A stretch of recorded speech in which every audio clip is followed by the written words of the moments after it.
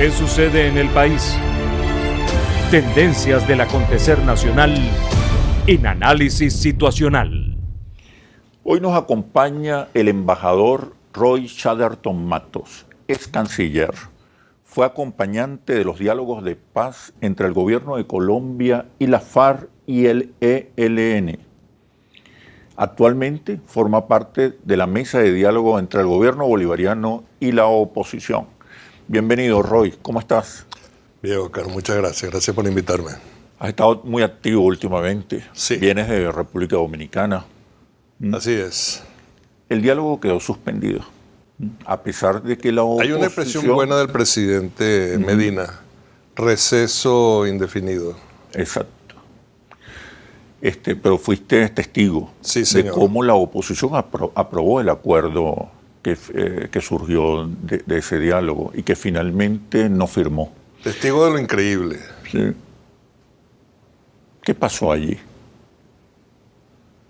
Porque hasta la fecha de las elecciones la propuso la oposición.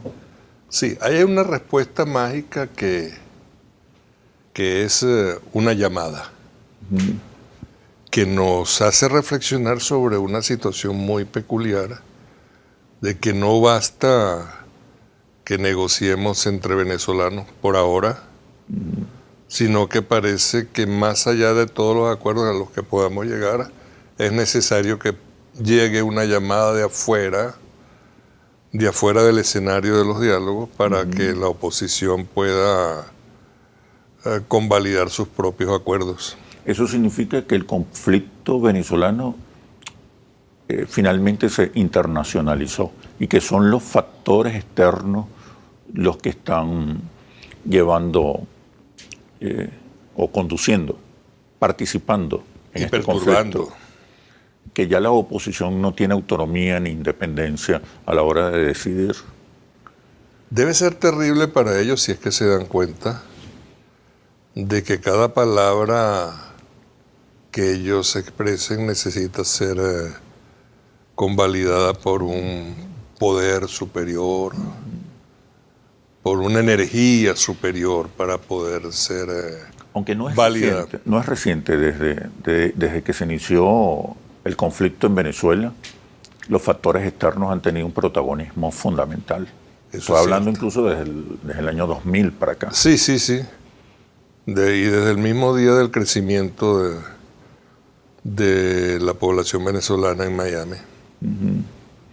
El señor Zapatero, José Luis Zapatero, advirtió de las impredecibles consecuencias de que no se llegara a buenos términos el acuerdo, de que la oposición no firmara finalmente el acuerdo. ¿Qué quiso decir con lo de impredecibles consecuencias?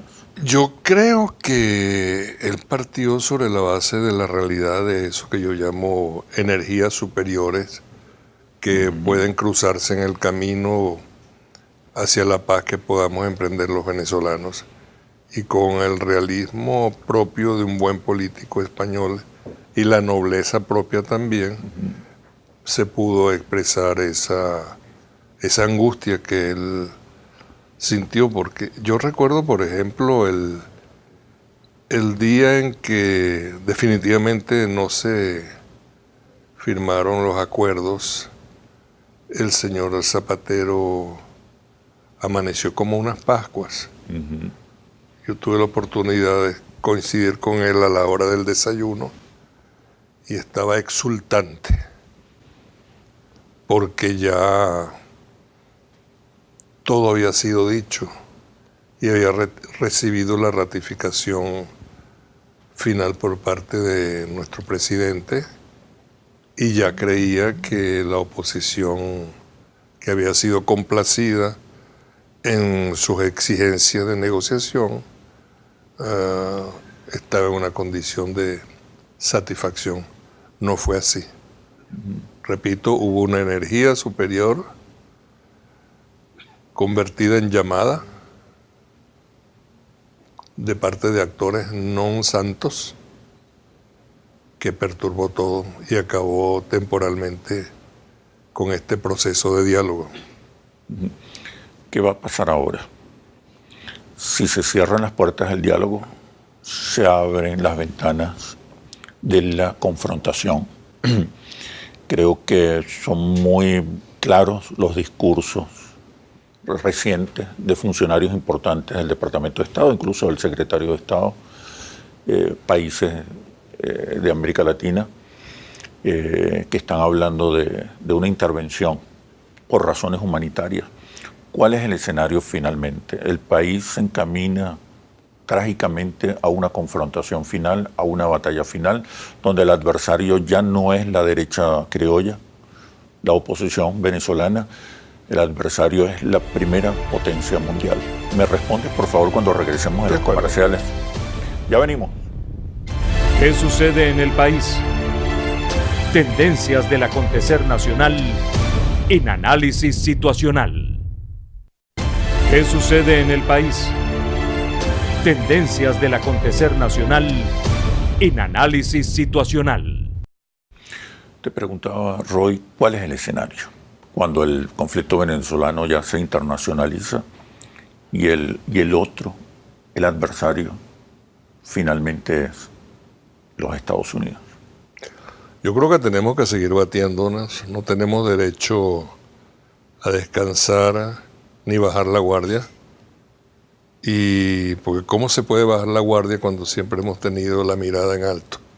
Así que debemos seguir por ese camino. Insistir en el diálogo. Insistir en el diálogo, tercamente en el diálogo. Y además se me ocurre una suerte de metáfora o pensamiento metafórico que es el de, ante la puerta que se cierra, meter el pie, de manera que no puedan terminar cerrándola. Y también asomarnos por la ventana, que se supone que debe estar al lado, para ir viendo nuevas perspectivas o ratificando perspectivas de cómo adelantar la estrategia de defensa del país. Porque el país está en medio de esta situación, Claro. en una situación amenazado Sí, por una intervención. pero hemos respondido con paz. Entonces hay unas capacidades que tenemos los venezolanos que son inmensas. Pero tú hablas de insistir en el diálogo, pero el diálogo ahora ¿con quién? ¿Con quién?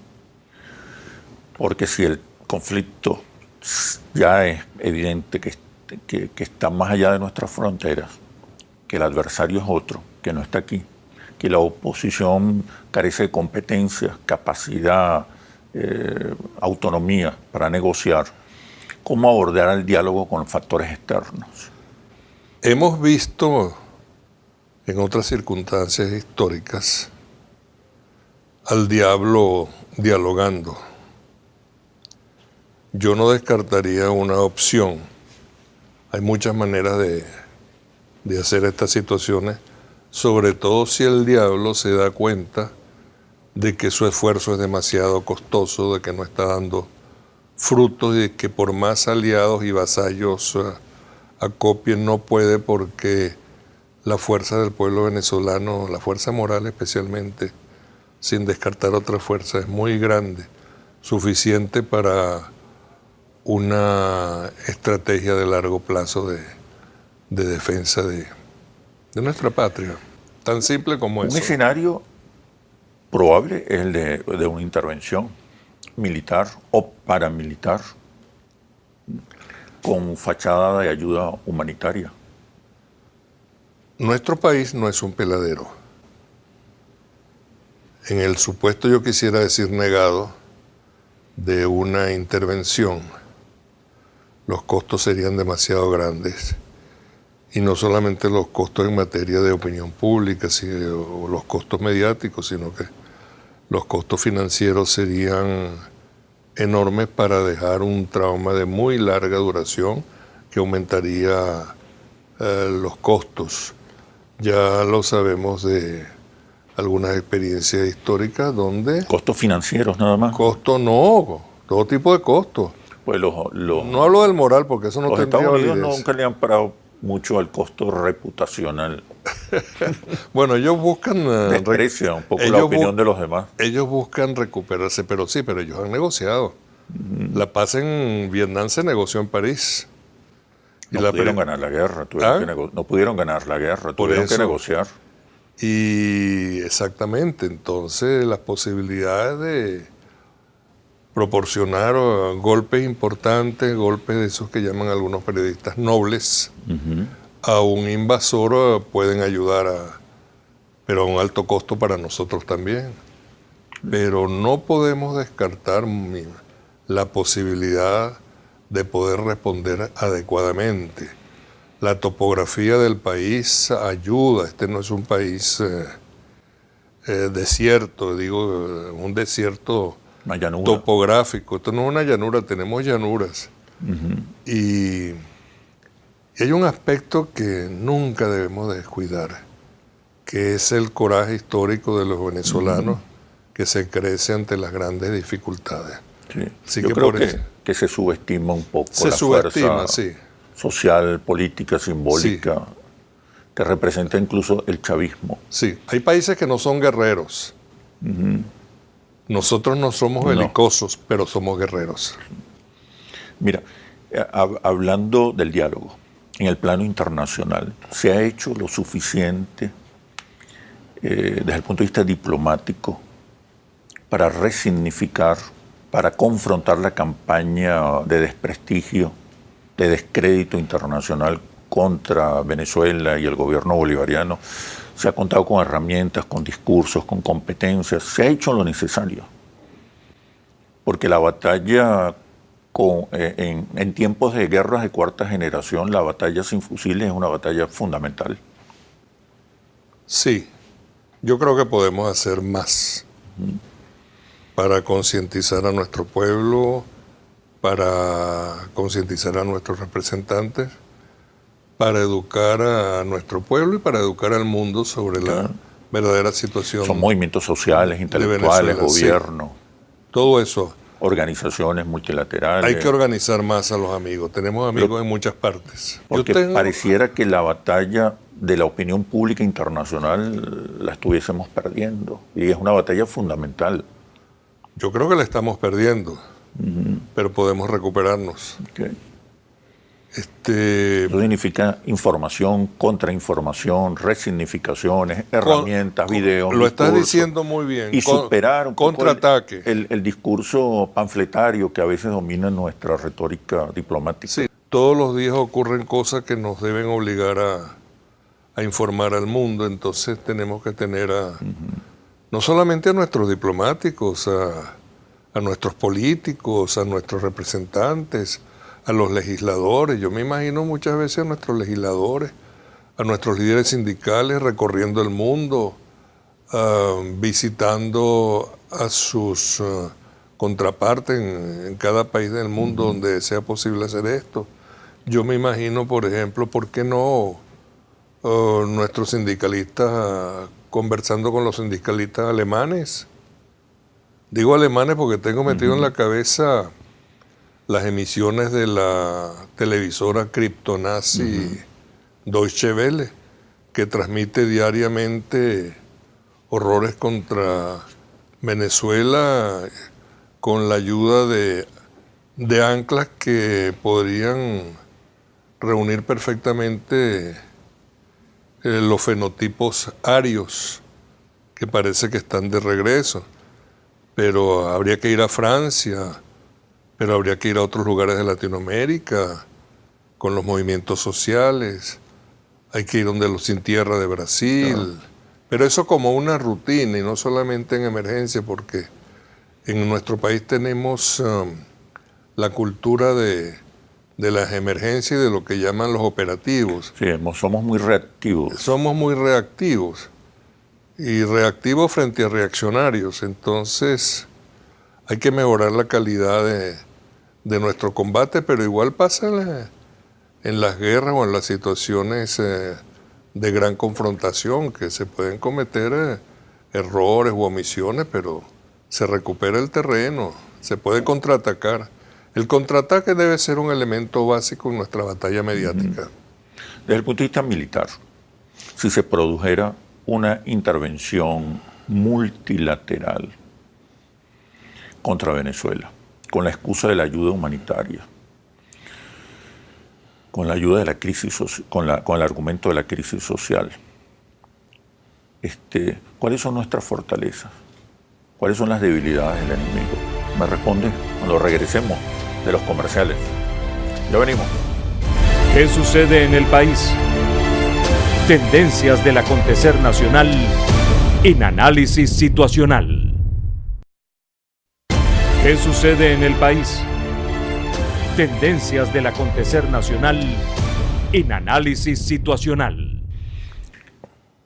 Debilidades, fortalezas para enfrentar una probable intervención militar, multilateral, militar o paramilitar. ¿Qué crees? Porque además estamos observando un esfuerzo de la derecha latinoamericana para recuperar espacios, recuperar influencia, recuperar gobiernos. Y la derecha normalmente viene en estos procesos de recaptura del poder, viene muchas veces con una enorme sed de venganza. Para eso hay que estar preparado. Yo presumo que nuestros grandes líderes militares y políticos y nuestros mejores analistas están siguiendo paso a paso la evolución de esta situación. Yo creo que los logros de paz de Venezuela en nuestro proceso bolivariano ayudan por un lado a la combatividad, porque nos da la tranquilidad de ánimo para prepararnos para una agresión mayor, pero aparte de eso, el conocimiento de los antecedentes. Ya esta es la quinta, sexta, octava o décima, no sé, arremetida final del enemigo. Y cuando hablo del enemigo, por supuesto, yo incluyo al imperio, pero incluyo a la oligarquía colombiana, a los lamentables peruanos, al canciller de Chile, que le quedan pocos días como canciller, pero sigue arremetiendo por la sencilla... Sí, por supuesto, España también, pero el chileno por la sencilla razón de que aspira a ser secretario general de las Naciones Unidas y le toca a Latinoamérica la próxima oportunidad para ejercer eso. Entonces, estoy hablando de individualidades, sí, pero puedo hablar de instituciones, de países, de gobiernos. El más ansioso que saliva cada vez que le dicen Venezuela es la oligarquía colombiana. Pero eso no es fácil. Tenemos un seguimiento de las actitudes del gobierno colombiano y sabemos muchas cosas de ellos, conocemos sus fragilidades como nadie, sus vulnerabilidades irreversibles, y aparte de eso, yo creo que los Estados Unidos, en un supuesto, yo digo, negado a que se decidan a enviar una avanzada, creo que estaremos en capacidad de enfrentarlo, aunque estamos seguros de que ellos querrán luchar contra Venezuela hasta el último soldado colombiano. ¿Tú crees? Mira, Brasil, que ha movilizado tropas hacia la frontera, al igual que Colombia, ¿cuánto habrá de terrorismo psicológico, propagandístico, más allá de las intenciones militares? En el caso de Brasil habría que analizarlo con mucho cuidado, porque ese es un país que actúa con dictadura o con democracia, con ideas de Estado. Y no sé, no lo veo sumándose gozoso a una ofensiva multilateral.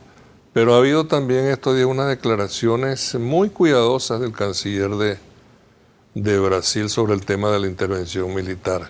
Pero en todo caso, y en cada caso, hay que sospechar de todos.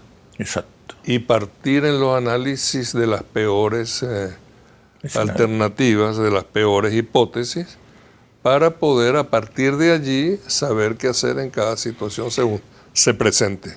Desde el punto de vista político, ideológico, desde el punto de vista de la revolución bolivariana, ¿tú no crees que se subestimó, se ignoró la importancia en un proceso de cambio durante una transición de las alianzas de clases, de que las transiciones también pueden ser policlasistas, no excluir, sino más bien incluir otros sectores sociales en un proceso de transformación.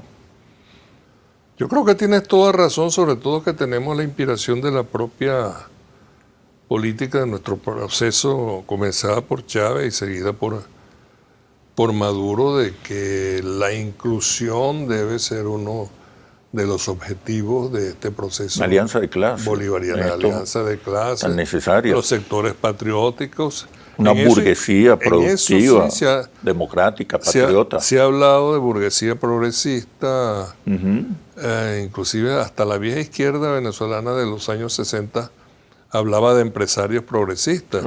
Entonces uno veía casos como el de Alejandro Hernández o Reinaldo Chervini, que eran vistos con buen ojo por la izquierda de la época. Entonces yo creo que esa es una política que debe continuar, es necesaria. Embajador Chatterton, muchas gracias por este análisis situacional tan importante en este momento tan crucial para Venezuela. Gracias por incluirme. Así culmina este análisis situacional. Los invito a seguirnos por nuestras redes sociales @interlaces y @asituacional o visite nuestro portal interlaces.com. Soy Oscar Chemmel y los espero en un próximo análisis situacional por Globovisión. Aquí nos vemos todos.